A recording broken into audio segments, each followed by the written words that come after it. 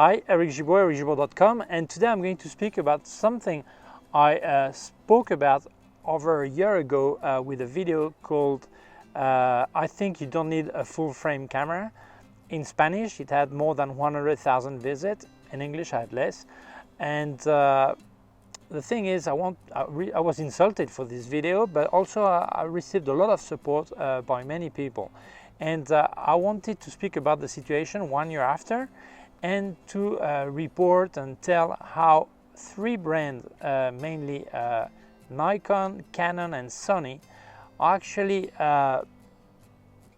telling you that without a full frame camera you will never make good pictures, you will never be a good photographer, you will never be anything in photography without this.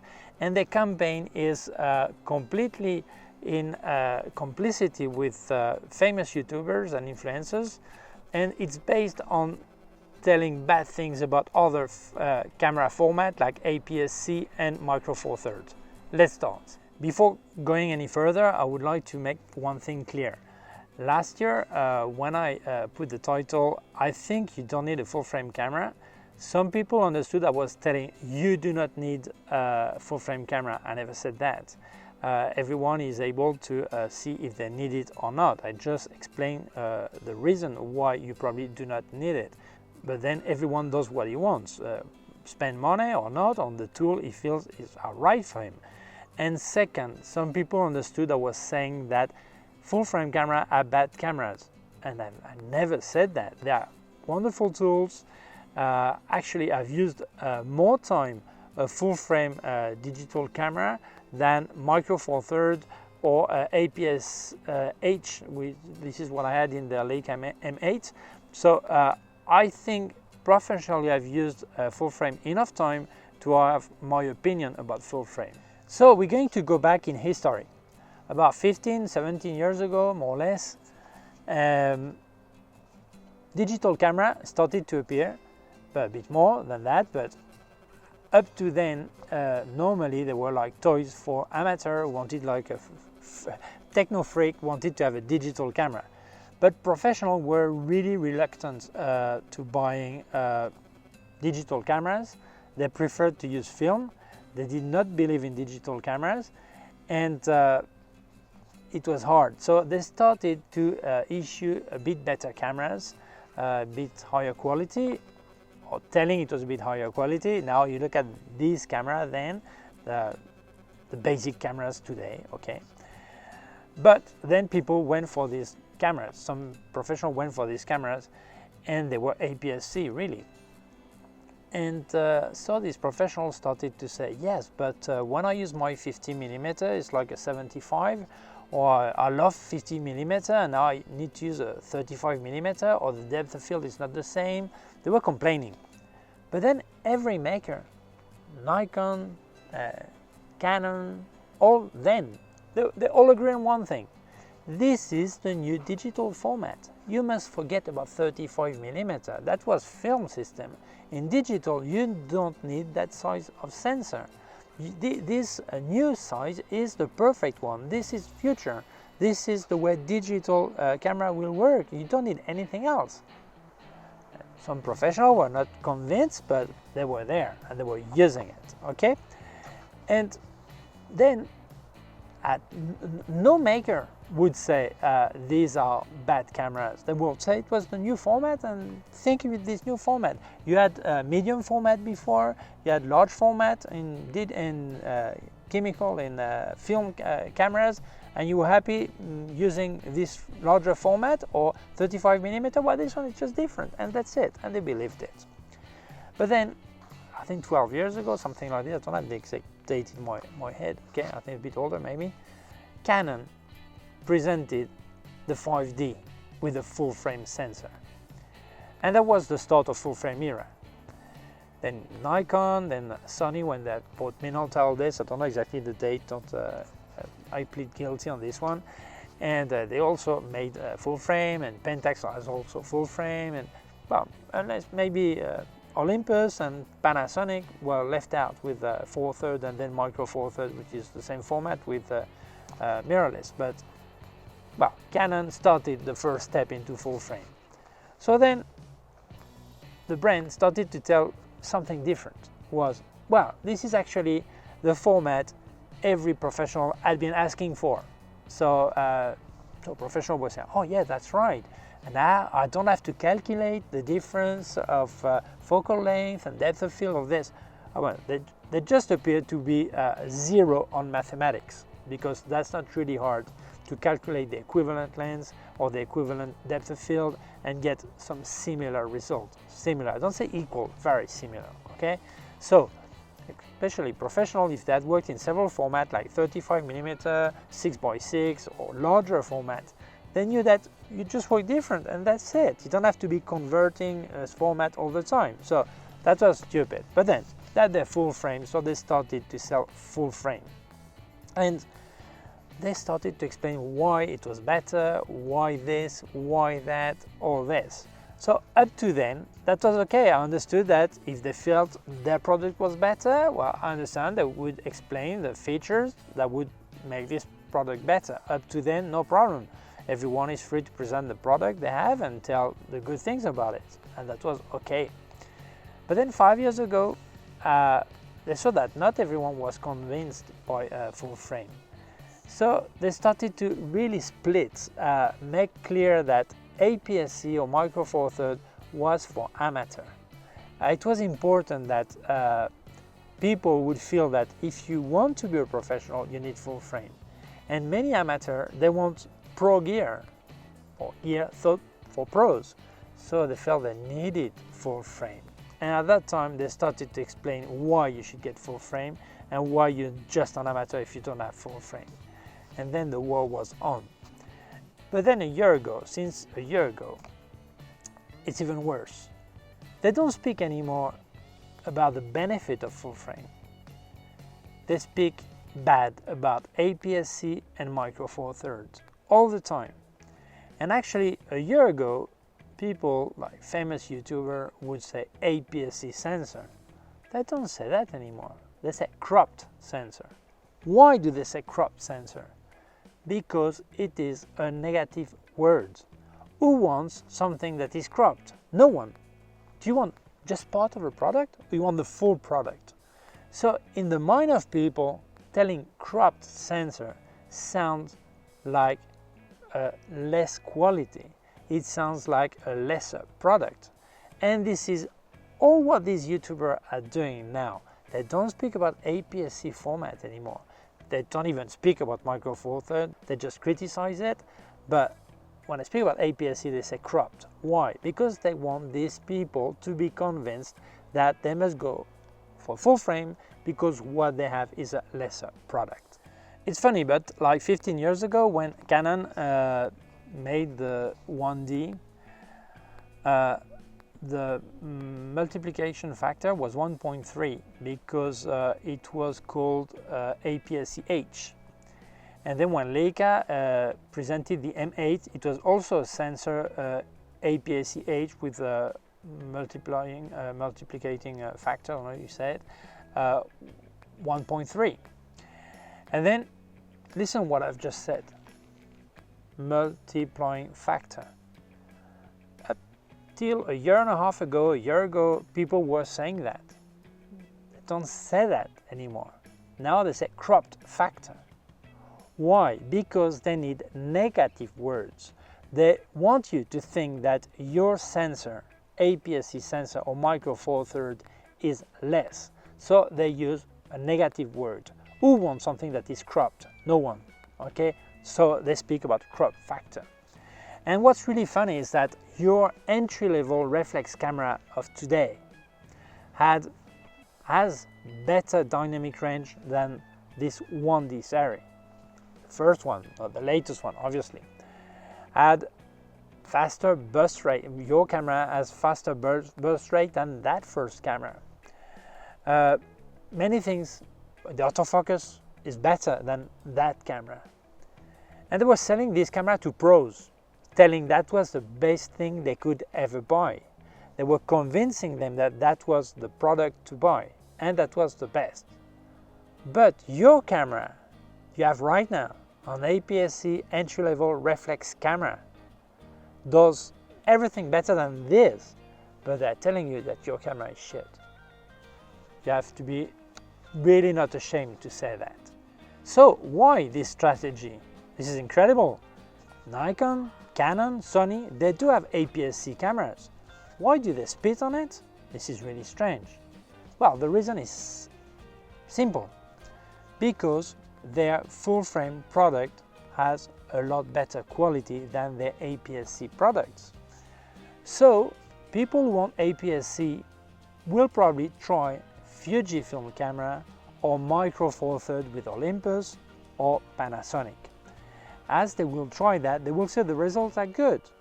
So they would feel, I go to Fujifilm, I go to Olympus, Panasonic, or maybe Pentax or whatever, and they will feel like this is enough for them. So they will lose the clients. So for them, it's important that you go to full frame. This is the fault of Nikon and Canon, principally in this case, because they didn't take care of their APS-C product.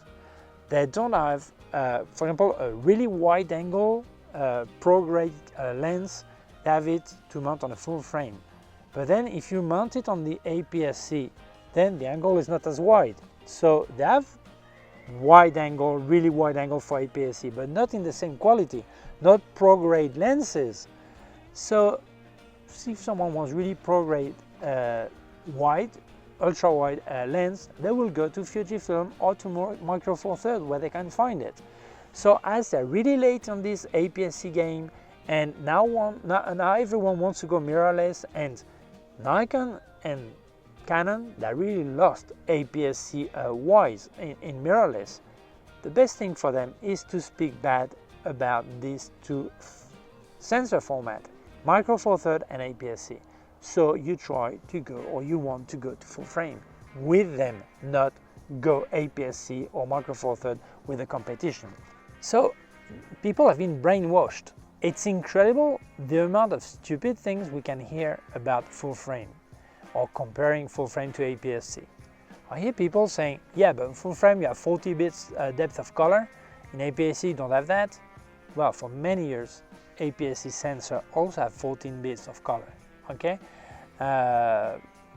Micro Four Thirds at 12, okay, but APS-C has also 14 bits of color depth. Or things like, yes, but when you have full frame you have a higher dynamic range. Yes, but that number they give you is being measured by a machine, okay? If you check your standard monitor, you won't see the difference because your monitor is not able to show this dynamic range. So you're paying for something you don't see unless you have a monitor that costs 4,000 euros or something like this. Or they tell you, yeah, but with full frame you can get your ISO higher and have a clean ISO without noise. Well, that shows that people, they just put all the full frame into one bag, all the APS-C in another bag, and Micro Four Thirds in another bag. Because if they would understand that it depends on the camera and the brand you're using, that's not the way it works. For example, you take any APS-C of the series A6000 by Sony, you have less noise at high ISO than any full frame by Canon. So it's not a matter of sensor, it's also a matter of brand and model. So it's all that kind of thing we're hearing all the time, and they tell me stupid things like this. Or they say, no, I bought a Sony because I can put my ISO at 50,000 without noise. But you just told me you wanted to have higher dynamic range, and now you're telling me you want high ISO. The higher the ISO, the less dynamic range you get, okay? So it means you're paying for something, then you kill with something else. Well, if you want to know about photography, if you know about photography, you know that if a scene is not properly lit, putting high ISO will see better something that is bad, but it will not better lighting on the scene. The only way to better lighting on a scene is putting light, not putting higher ISO. Higher ISO is a spare wheel, it's not a lighting solution. So this is all this thing we've been hearing for months, years, that people believe in. They believe it. And this is all lies. Most of it are lies, but they've been brainwashed by these YouTubers paid by these brands, basically. Sometimes you hear things like, yeah, but full frame cameras are better built, or they're weather sealed. Well, and APS-C not? This is that kind of thing you hear. So obviously, if you speak about Sony, Canon, and Nikon, and you check into their own range of APS-C cameras, obviously because they don't take care of it. But not always. If you look at the Nikon D600 or the Canon 6D, the build quality is less than the top APS-C like the D500 by Nikon or the 7D Mark II or 90D by Canon. So you cannot say that. And there are Fujifilm cameras or Olympus or Panasonic that are better built than some of these full frame I've just mentioned. So people are believing things that are not true. Why? Because they've been brainwashed by these influencers and YouTubers. I think it's time to laugh. Maybe you're going to laugh as much as I do when I think about it. These YouTubers that are paid by brands to tell that without a full frame you don't go anywhere, they also have videos and photos made by drone. And I don't speak about this massive drone where you can put a Sony Alpha 7 III. No, I speak the typical DJI Mavic, I don't know what, drone. And they tell you that they have professional videos, professional pictures, photos made with this drone. Funny enough, these drones have a sensor that is even smaller than my Micro Four Thirds sensor. So when they make this video and these pictures, then this is professional, and the sensor size, it does not really matter. It's still professional. But when I make a picture with a Micro Four Thirds, my sensor is too small to be professional. Are you laughing at me or something? The problem is that many people think that if you can do more, you can do less. In photography, this is not the way it works. Cameras, for being full frame, don't give you more and then you can do less. There are tools. There are some advantage in having full frame and disadvantage. Advantage in having APS-C and disadvantage. Advantage in having Micro Four Thirds and disadvantage. But they are not universal tools. It means that sometimes it's better to have full frame, sometimes it's better APS-C, sometimes it's better Micro Four Thirds. For example, if you're doing really wide angle pictures and you don't want to have a deformation or this, yes, probably full frame is a good option to have a good wide angle full frame lens, and good quality and pro grade lens is probably an advantage. But on the other hand, if you're doing like fauna, animals, and you have a Micro Four Thirds with a 300mm like the Olympus F4, it costs 2,500 euros. You have the equivalent of 600mm and you get the animal there, and otherwise you have to spend the same money on 600mm F4. A Nikon costs around 10,000 euros and weighs twice or three times. So it's an advantage in this case to have Micro Four Thirds, for example. Or if you do macro photography, if you don't want artistic macro, you just want product or documentary photo, you want the fly to be fully in focus or the product fully in focus. If you have a really shallow depth of field because it's full frame, then you have to do many pictures moving the point of focus, and then you have to stack them in post-production, and you have to make many more pictures. Maybe with a smaller sensor, or probably with a small sensor, you have to make less pictures, or maybe just with one you already have the full product in focus. So it all depends what you do. If, for example, I do action photography at night time, I cannot take advantage of my Olympus stabilizer because I need to keep my speed really high. So it means I have to push my ISO. So maybe another camera is a better product for that kind of pictures. So it all depends on what you do.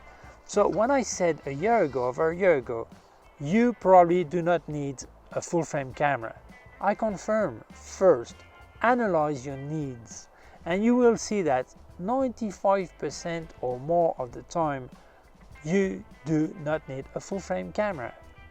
once you have analyzed your needs and possibility, financial needs and financial possibility and needs, and when I speak about financial, very often people think, okay, there are some cheap full-frame cameras like the Canon RP or the Nikon D600, and you feel, well, that's not expensive. Yes, but you need lenses to go on this, and they can accept only full-frame lenses. So playing in the full-frame league is an expensive game, okay? So likely you realize that financially it's a lot of money. And not just that, but what you actually do with an APS-C or Micro Four Thirds, that would be okay. But then you check Sony, Canon, Nikon APS-C, and you realize that the APS-C quality is not what you could expect or what you want. Simple, just change brand. Check Fujifilm, check Olympus, check Panasonic, check other things. Just get brainwashed by these people that want you to buy full frame just because what they offer in APS-C is not good quality. Be clever, don't accept their game. So to conclude, well, I confirm there is a really dirty commercial war going on based on lies, speaking bad about these smaller formats and telling lies about the benefit of larger formats or full frame, basically. And it's made by YouTubers that are paid by these brands, and directly or indirectly they are paid by these brands. And I think if Sony, Canon and Nikon win this war, the only victim is you. Because if they win this war, brands that make only smaller or mainly smaller sensors like Fujifilm, Panasonic, Olympus may disappear. And that day, those three large ones, there's Pentax on the side, but these these three big ones will probably make lower quality product in APS-C, and if you want quality you have to pay for full frame, and they will decide on the price they want to put, and the person who will have to pay for it will be you, or you will decide on having lower quality product or to get ruined for full frame that will offer. Okay, so don't forget that it's important that people know that this war cannot be won by these three. Okay, because you will be the victim. If you feel this video may interest other people, please share it on social networks. If you have not done yet, please subscribe to my YouTube channel, the small button down here and also small bell. If you click on the bell, get notified when I upload a new video. My website, ericgibaud.com. If you have any question, you can leave a comment below or send me an email to info@ericgibaud.com. I'll also leave you links of my gear on Amazon and also links to other parts of my YouTube channel. Take care of yourself. See you soon. Bye.